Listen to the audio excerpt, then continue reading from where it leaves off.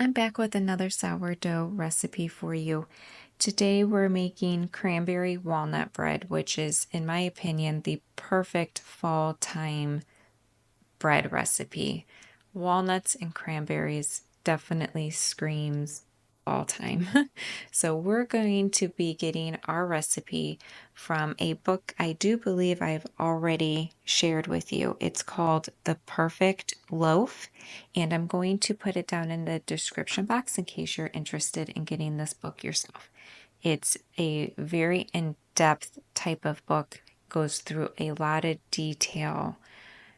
So it might feel like it's a recipe book for some advanced sourdough individuals, but I am not an advanced sourdough individual, and I'm able to follow the steps pretty well. So I do suggest it.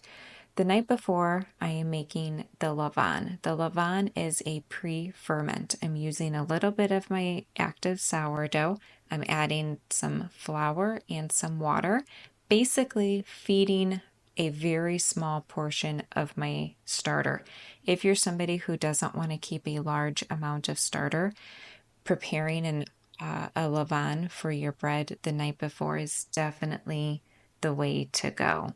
You can use just a real little bit to provide a really big rise later on. This recipe makes 2 loaves of bread, and I think they turned out quite nicely in the end. This is going to sit at room temperature, which, according to this book, room temperature, the ideal temperature is 74 to 76 degrees.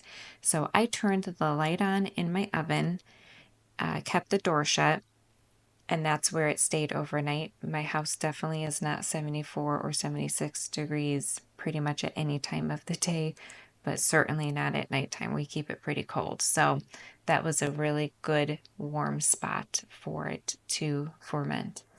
An hour before I'm ready to incorporate that levain, I'm going to make what's called an autolyse. The autolyse provides extensibility and dough strengthening to your dough. You will see when I do my stretch and folds, there is an amazing difference between my stretch and folds previously. If you go back and watch those sourdough videos to where I am at in this recipe, it really does provide an amazing stretch without tearing. So I do recommend not skipping this step. It is considered a optional step.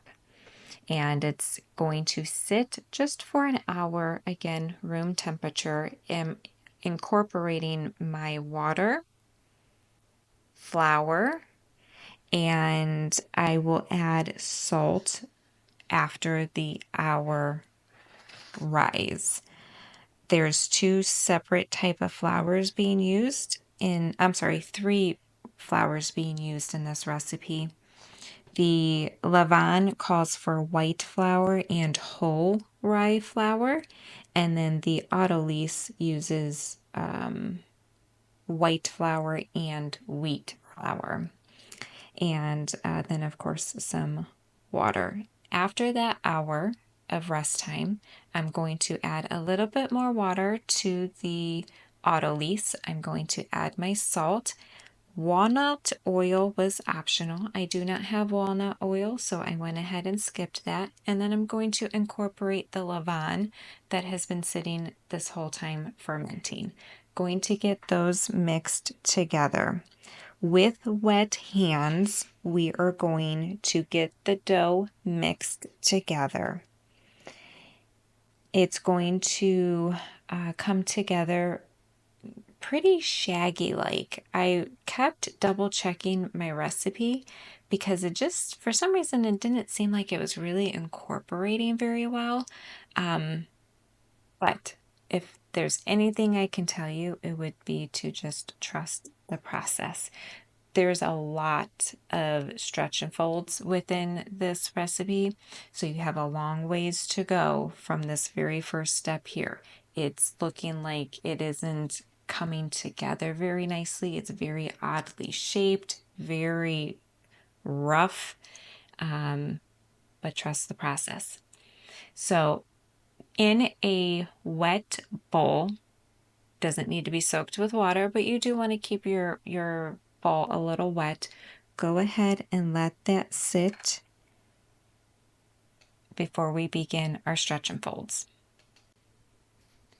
I write down the number of stretch and folds that I need to do. This way I am not skipping and forgetting which number of the stretch and fold I'm on. So the bulk fermentation for this recipe is 3 hours, and we are going to do 3 sets of stretch and folds, 30 minutes in between.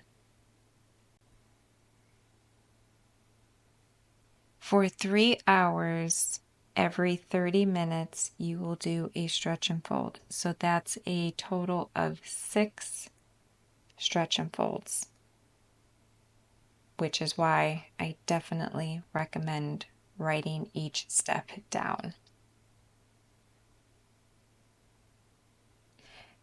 The first stretch and fold, after 30 minutes, you can see that the dough has completely filled the bowl with a bowl of water on kept to the side. I wet my hands, I pull the dough up, fold it to the opposite side, turn my bowl, and do that 4 times. So you're turning the bowl 4 times. That is 1 complete set of stretch and folds. The stretch I get in this dough is absolutely amazing. It stretches so well that it goes out of the camera view. Typically, I do get a bit of a difficult stretch when it comes to the 3rd and definitely the 4th rotation. That's still the case with this particular recipe, although as I go on, it gets much easier. Sourdough can take a lot of your time.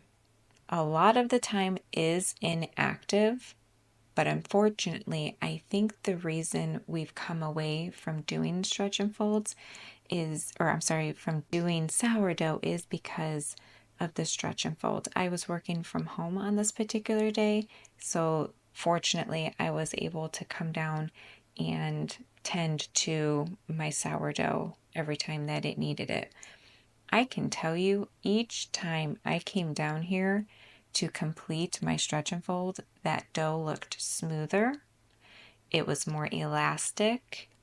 It was really soft. It was getting a little less sticky. The water is still necessary, but I could feel a difference in that dough. You can really see it coming together.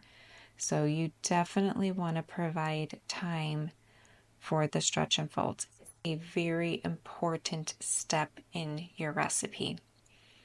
Now, the last stretch and fold, you are going to let it rest, and then you're going to add in your inclusions.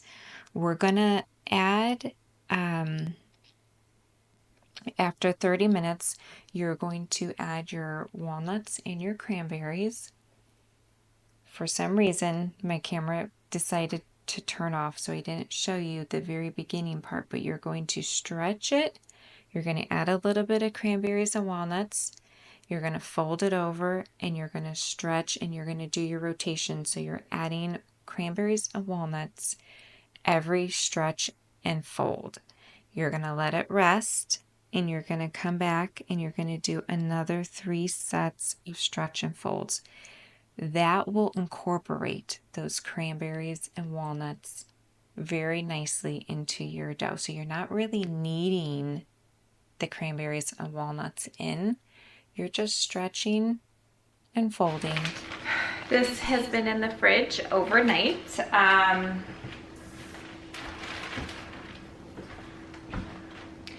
says 20 hours or overnight. 20 hours technically would be around 2 o'clock. But I'm going to get my first of the two into the oven because I have a lot of things to rotate through my oven today. I have a double oven, but the space on my top oven isn't enough to put anything that needs to have a substantial rise. So I need to do that because I actually have regular sandwich bread rising. That's going to need a turn.